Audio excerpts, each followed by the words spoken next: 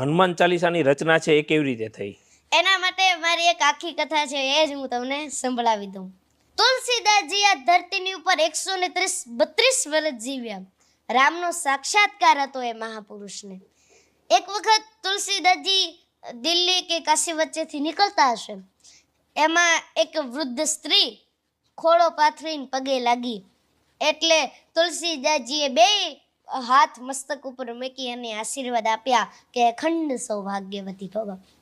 એટલે તરત પેલી સ્ત્રીએ કીધું કે સ્વામી, આશીર્વાદ પાછા લઈ લો તમે. તો કે કેમ? તો કે તમે અત્યારે મને અખંડ સૌભાગ્યવતીના આશીર્વાદ આપ્યા અને મારો ધણી તો હજી હમણાં જ મરી ગયો છે, આખું ગામ ભેગું થયું છે એને બાળી જવા માટે, એટલે આ તમે આવ્યા છો એમ સાંભળી હું તમને પગે લાગવા માટે આવી. એટલે તુલસીદાસજીએ કીધું કે મારા મોઢામાંથી નીકળેલો શબ્દ કોઈ દાડો ખોટો ન પડે, હાલ તારા ઘરે. અને પછી તુલસીદાસજી આવ્યા એના ઘરે, આખું ગામ ભેગું થયેલું, ઓલો સુતેલો તૈયાર કરેલો નાના મીમાં બાંધવા માટે. અને પછી તુલસીદાસજીએ કહ્યું કે હવે બધાય ફરતા બેસી અને ધૂન બોલો. પછી બધાય ફરતા બેસી તુલસીદાસજી એના મસ્તક માથે હાથ મૂકી અને રામ નામની ધૂન બોલ્યા. અને જેવું રામ નામનું ભજન તુલસીદાસજીએ કર્યું અને ઓલો માણસ મરી ગયો તો એ બગા સુકાઈને બેઠો થયો અને બધાને જય શ્રી રામ કીધા. અને આ વાત વાયુ વેગે આખા શહેરમાં ફેલાણી. એ વખતે દિલ્હીનો રાજા અકબર શહેનશાહ હતો. એમના એક મંત્રી ટોડરમલ વિદ્ધ મંત્રી હતા અને એમના એક બીજા મંત્રી મુસ્લિમ રહેમલ ખાન કૃષ્ણના ઉપાસક હતા અને તુલસીદાસજીના સેવકો હતા. એમને એક વખત અકબર રાજાને કીધું કે हमारे राज्य में एक ऐसा साधु ऐसा एक फकीर है कि जो मुर्दों को भी जिंदा करता है. અકબરે આવું પહેલી વખત સાંભળ્યું એટલે એને કીધું તો કોઈ બુલાવો છે દરબારમાં.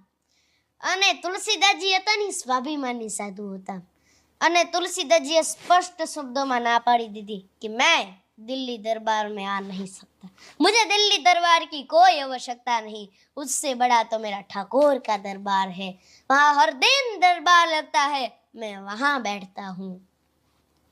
એટલે પછી તુલસીદાસજી આવું કીધું એટલે ઓલા બધા તો પાછા આવ્યા તો કે તુલસીદાસજી તો ના પાડે છે. એટલે પછી અકબર રાજાએ કીધું કે જો ના પાડતા હોય તો મને બાંધીને લઈ આવો. પછી તુલસીદાસજીને બાંધી અને લાવવામાં આવ્યા. પછી તુલસીદાસજીએ કીધું बोलिया शहनशाह क्यों मुझे बुलाया है? એને કીધું કે मैंने सुना है कि आप चमत्कार करते हैं, मुर्दों को जिंदा करते हैं, राम से बात करते हैं, हमें भी इच्छा हो गई है कि आप हमें कुछ चमत्कार करके दिखाओ.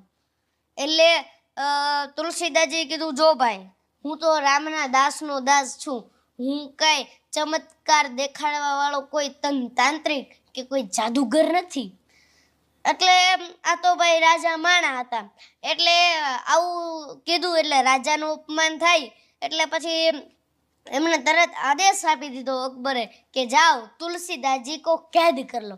અને પછી અત્યારે દિલ્હીની બાજુમાં જે ફતેહપુર સિકરી છે એની જેલમાં તુલસીદાસજીને પૂરવામાં આવ્યા.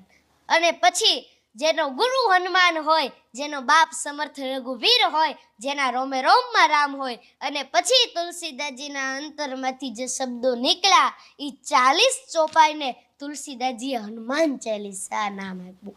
અને પછી આ 40 ચોપાઈ લખાયા પછી તુલસીદાસજીએ પાઠ શરૂ કર્યા. અને હજી તો તુલસીદાસજીના 100 પાઠ પૂરા થયા નતા ત્યાં જ દિલ્હીની અંદર ચમત્કાર થયો. હજારો ને લાખોની સંખ્યામાં વાંદરા વાવવા પડે. હવે 2-3 વાંદરા આપણી પાછળ પડી ગયા તો આપણી દશા શું થાય તમે વિચારો. એટલે પછી ત્યાં તો હજારો નહીં પણ લાખોની સંખ્યામાં વાંદરા વાવવા પડ્યા. બધી બાજુ હુપા હુપ બધી બાજુ તબાહી મચાવે.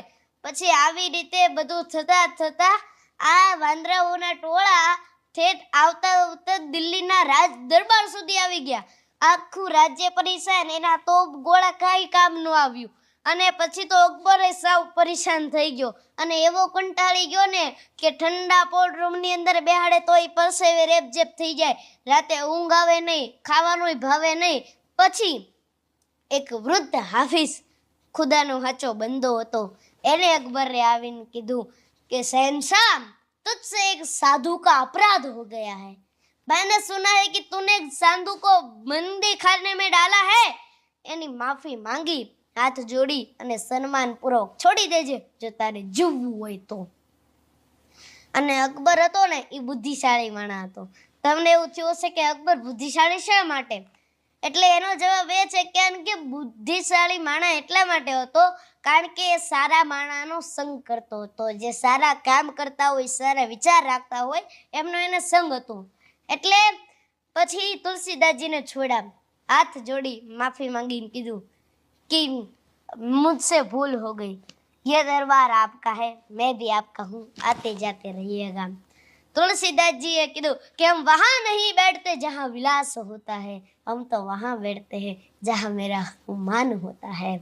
અને પછી આ તુલસીદાસજીની આ રચના હનુમાન ચાલીસા થઈ. ખૂબ જ સરસ સ્ટોરી છે. મતલબ આ રીતના કે હનુમાન ચાલીસાની રચના થઈ હતી.